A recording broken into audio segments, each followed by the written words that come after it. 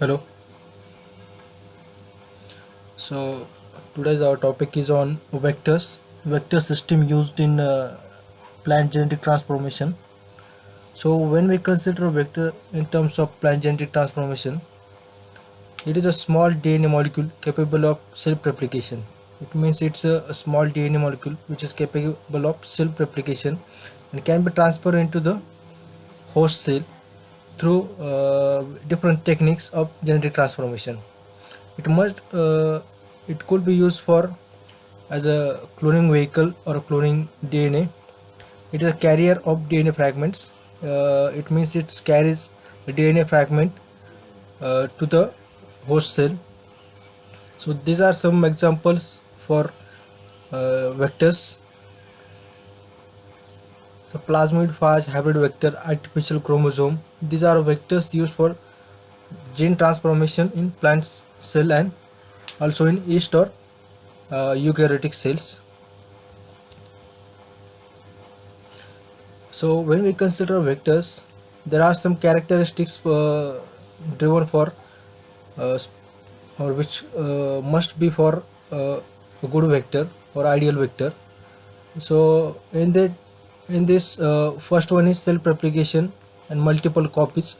It means the vector must be self-replicating. It must self-replicate itself in the host cell, and it must produce multiple copies of itself, so it can be cloned into the host cell or it can be transferred.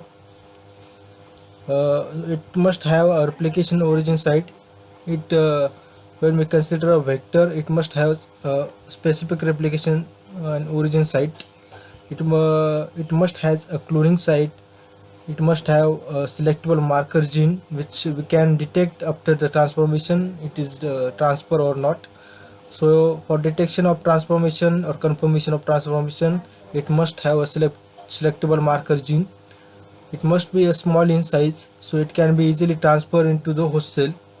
It must have low molecular weight, so and it must be easily isolated and purified from the transform or host cell. Uh, it must be isolated, easily isolated into the host cell, and the control elements such as promoter, operator, ribosome binding site must be there, so we can replicate the whole vector into the host cell through these elements. So it must be there one promoter, operator, ribosome binding site, so it can process throughout, and it can transcript and translate into the desired protein sequence. So when we used these transformation vectors, there are mainly two types of transformation vectors. First one is cloning vector, and the second one is a expression vector. So on the basis of purpose of the vector or purpose of the vector, these two types are classified. In cloning vectors, by the name itself, it means that it is used for cloning of the gene into the host cell. Cloning means transformation and producing identical copies of gene of interest that we are inserting into the vectors and transforming into the host cell, so it can clone or make identical copies of this our gene of interest and then replicate it into the suitable host cell, so we can then buyback means after transformation we can isolate this also. So cloning's main purpose is to produce multiple copies of gene of interest. So obtaining million of copies is the purpose. It uses into the genomic library preparing probes and genetic engineering experiments such as. So as usual, it's used in genomic library because we need to collect multiple copies of this gene and store it into the cell, so we can isolate it whenever we need this. And preparing probes and all, we need a specific sequence of DNA at the preparation of probe, so we can So if we isolate the DNA and then sequence it, or by any other method, we can cut a specific DNA, and which could be used as a probe, and then we can clone it into host cell. Also, in genetic engineering approaches, we also store or clone genes into the E. coli cell or bacterial cell. So selection of cloning vectors depends on objective of cloning experiment, ease of working, knowledge existence, suitability and reliability. So selection is mainly dependent on objective of cloning experiment. So for which objective we are doing this cloning experiment. Ease of working means how feasible the working system is. Knowledge existing about the vector means we actually having how much perfect knowledge about this vector means proper genome sequence or not, means this restriction enzyme site, the origin of replication and all. You must know about this element of this vector. Then suitability and reliability are mainly discussed on about host cell and suitability to the host cell, and for the experimental purpose it is suitable or not. The reliability must be on the on experimental purpose it is reliable or not, and then we can use it in the actual experiment or not.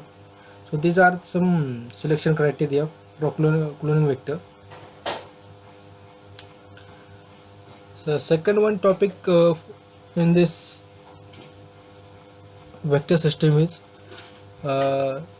expression vectors. So expression vectors in express by its name, it means that it's used for expression of DNA and producing a specific protein. It means it produces a specific protein which used in further purposes. They have prokaryotic promoters. They have ribosome binding sites, origin of replication. As usual, the ideal vector must have all this sites or all this element. It must have. So it in addition it must have expression vectors with strong promoters, inducible expression vectors, eukaryotic expression vectors. So these are some important criteria for the expression vectors.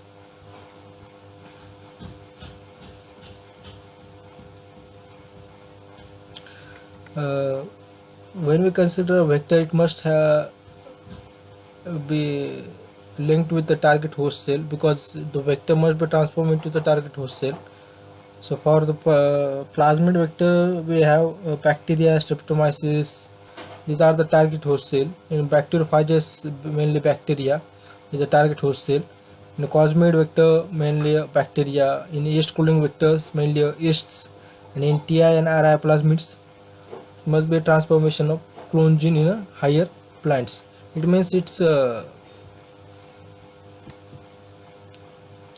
must have suitable host system also to insert the host vector into the host cell. Otherwise, it will not yield anything worth of it.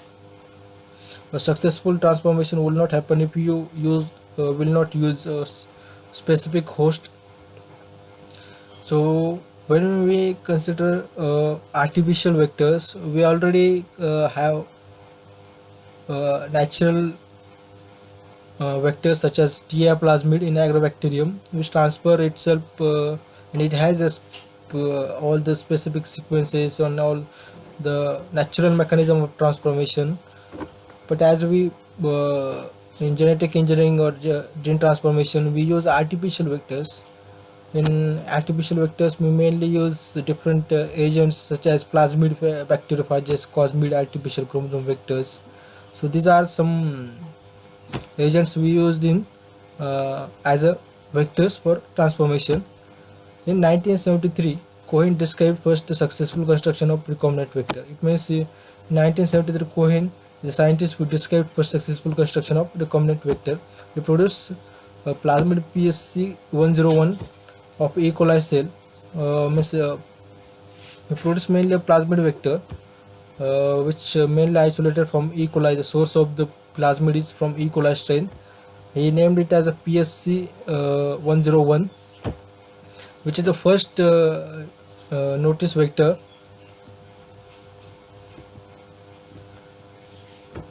So as we talk about plasmid vectors, then if we consider plasmid, what is plasmid? The plasmid is an extra chromosomal DNA molecule, which is a self-replicating double-stranded short sequence of DNA, circular DNA molecule found in prokaryotes. These are some characteristics of plasmid molecule. So when we consider plasmid, it's mainly found in a bacterial cell. In bacterial cell, it's a extra chromosomal DNA molecule, means other than the nuclear DNA molecule, it's a extra chromosomal DNA molecule which is a self-replicating. It means has its properties to replicate itself into the cell. It is a double-stranded. It means it's a coil structure. It's a double-stranded. It means DNA double helix structure. Short sequence of DNA, circular DNA molecule. It means it's and found in prokaryotes. Characteristics of plasmid vector. It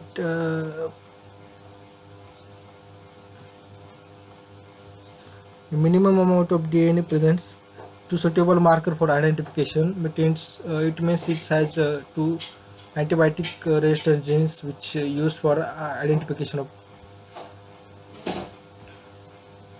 So in the process of selection, we can use this suitable markers for identification of transformation. Then there is one single restriction site which used for cleavage of this plasmid DNA and then transfer it into the specific host cell, and it also has a more restriction enzyme, size range from 1 kg to 200 kb. Sorry, it's kb, kilobase per. It must has a relaxed replication control. Means the replication must be controlled through throughout this process. Restriction endonuclease enzyme must be there. Means there must be some restriction endonuclease enzyme which can cleave at a specific site. So we can transfer it to the host cell.